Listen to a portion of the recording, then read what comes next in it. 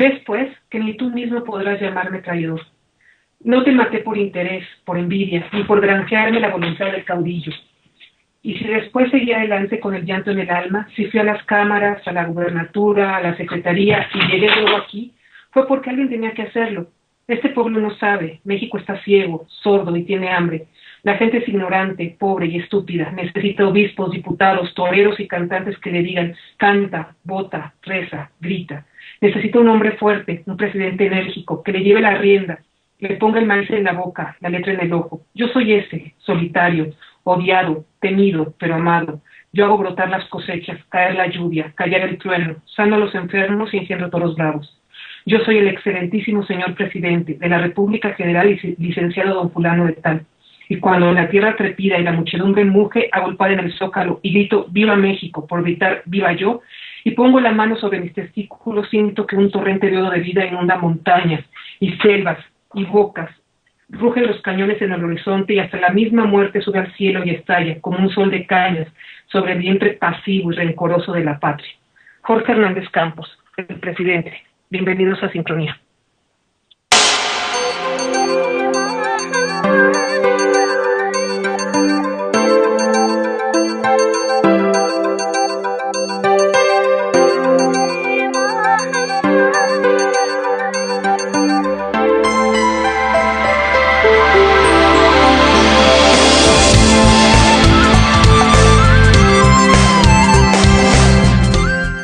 Buenas noches, querido público. Estamos aquí en Sincronía de jueves otra vez.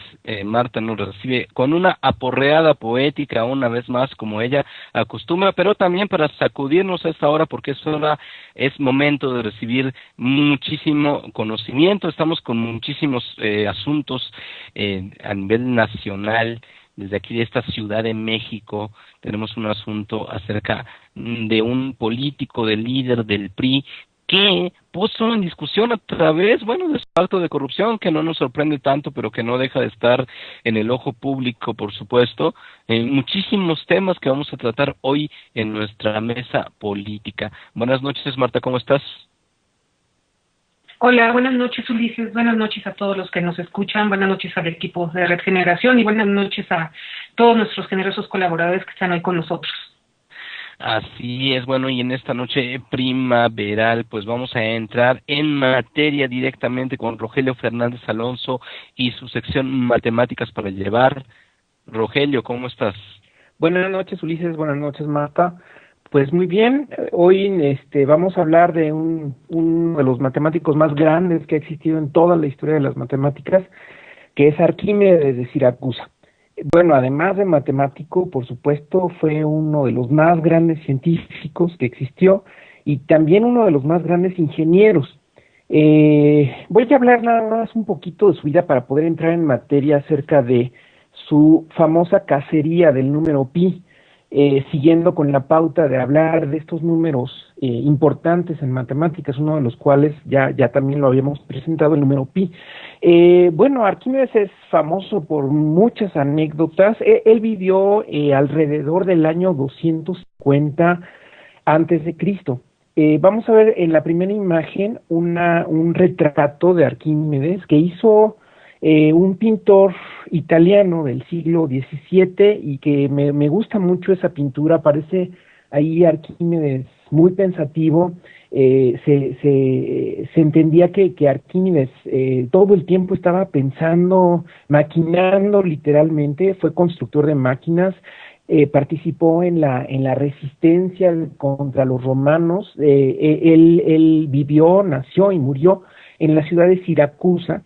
Por eso es Arquímedes de Siracusa, que es una ciudad que está prácticamente en la punta sur de la isla de Sicilia, que ahora es Italia. En aquel entonces, en el año 212, que fue cuando murió, antes de Cristo, fue posterior a Euclides. Euclides, si recuerdan, vivió alrededor del año 400 antes de Cristo. Estamos ahora en el 212, a la edad de unos 75 años, muere en el sitio de Siracusa a mano de los romanos, que duró 2 años. Dicen los romanos le tenían terror a Arquímedes porque cada vez que veían por ahí unas poleas o unas máquinas extrañas, Quería decir que algunas armas por ahí había inventado Arquímedes contra los romanos. Está esa anécdota que no se sabe si es cierta, de que Arquímedes colocó ciertos espejos con cierta forma para poder quemar los barcos romanos.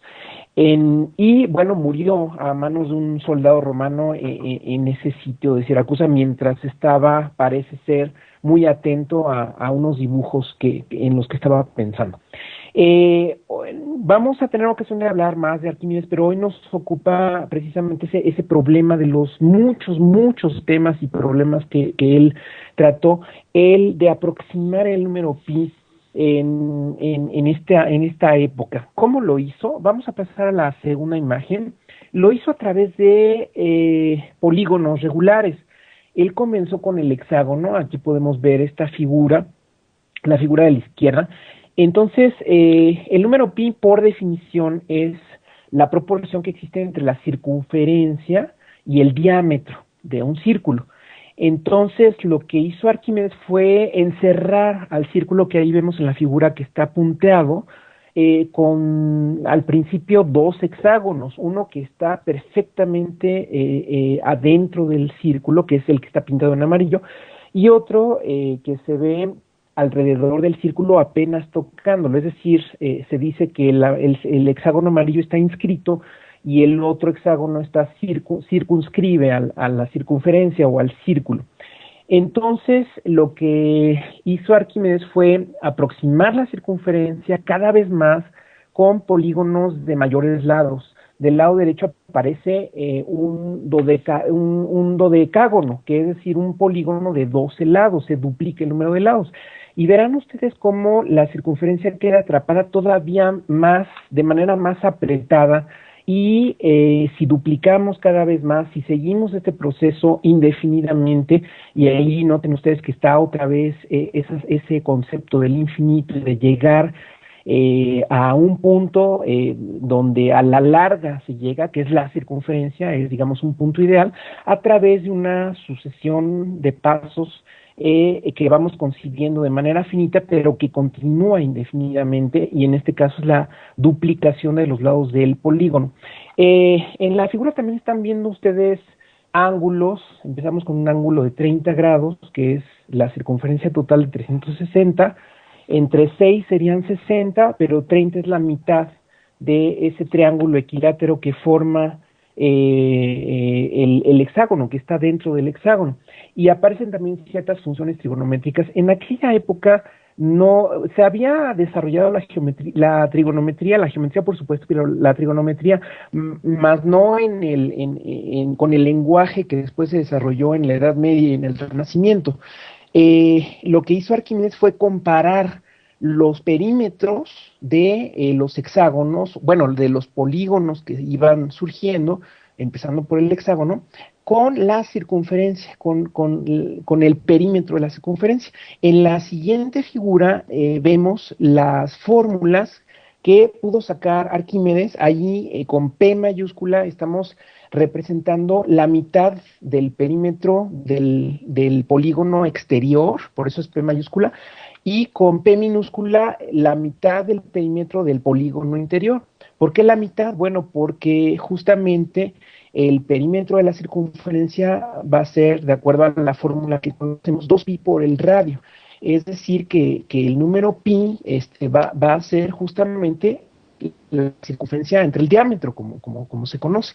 Entonces, por eso, el número pi va a estar aproximado por estas dos p's que están ahí. Esas son las fórmulas que ideó Arquímedes. Arquímedes no conocía la trigonometría como nosotros la conocemos, y como consecuencia vemos la última figura, la número 4, que es ahí justamente donde ya el número pi queda encerrado, vean ustedes, en la P minúscula y la P mayúscula, que nuevamente, repito, representan la mitad del perímetro de los polígonos, en este caso de 96 lados, es partiendo del hexágono de 6 lados, duplicando, vamos a 6, a 12, a 24, 48, 96 lados. En ese caso, que fue al que llegó Arquímedes, se aproximan estos números con estas fracciones que aparecen en los extremos, y es una aproximación bastante exacta de pi, es 3.14, es decir, lo que logró Arquímedes fue aproximar pi con 2 decimales después del punto decimal, en época tan lejana como hace 2250 años, y utilizando un método muy ingenioso que hasta la fecha se utiliza para aproximar pi a mayores decimales. Hola Rogelio, buenas noches, muchas gracias como siempre por estar con nosotros. Pues Hola Marta. A mí me deja asombrada porque pues sí hace tantísimos años cuando no había computadoras y pudo hacer estos cálculos, Rogelio, y bueno, parece que ahora se hacen, pero a través de las computadoras se llega a una aproximación más precisa, pero es impresionante que lo haya podido hacer sin tener a la mano de esta tecnología, ¿no? Sí, así es. Esa es la razón por la cual nada más llegó a 2 decimales. La dificultad para hacer los cálculos, porque además ya aparecen raíces cuadradas. Si hacemos los cálculos del primer paso, en la P mayúscula ya aparece una raíz de 3. Y en aquella época, por supuesto que los griegos conocían las raíces, ya hablamos la vez pasada de la raíz de 2, raíz de 3, etcétera. Pero para calcular las raíces lo que hacían es aproximarlas con fracciones.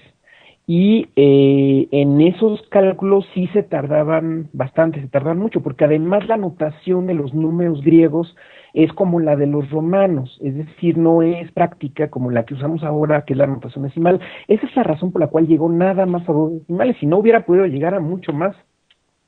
Ay, sí, es impresionante que yo creo que no tenían tantos estímulos de todo tipo ni distracciones y podían dedicarse a hacer esos cálculos. Además, como tú dices, es asombroso el método que utilizó para hacer eso, ese ingenio, ¿no, Rogelio? Sí, de hecho, este método es, ya teniendo los recursos, como dices, las computadoras, comparando este método de aproximación de pi con otros métodos que, por ejemplo, se idearon en el Renacimiento o en que son series infinitas, pues gana el método de Arquímedes en cuanto a que llega más rápido, de manera más rápida, en menos pasos, a una cifra de pi más aproximada. Pues buenas noches, Rogelio. Y Ulises, buenas noches.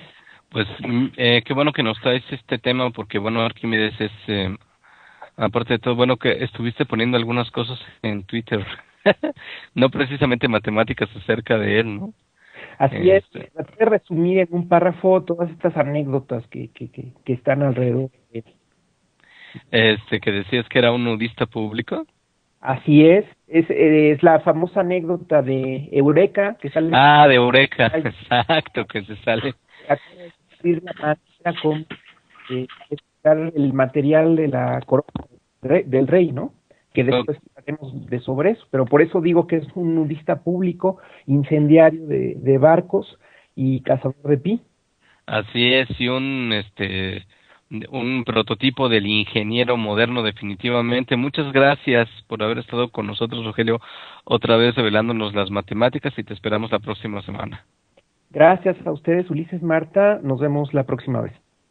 Ok, después de un poco de matemáticas nos vamos con un poco de música.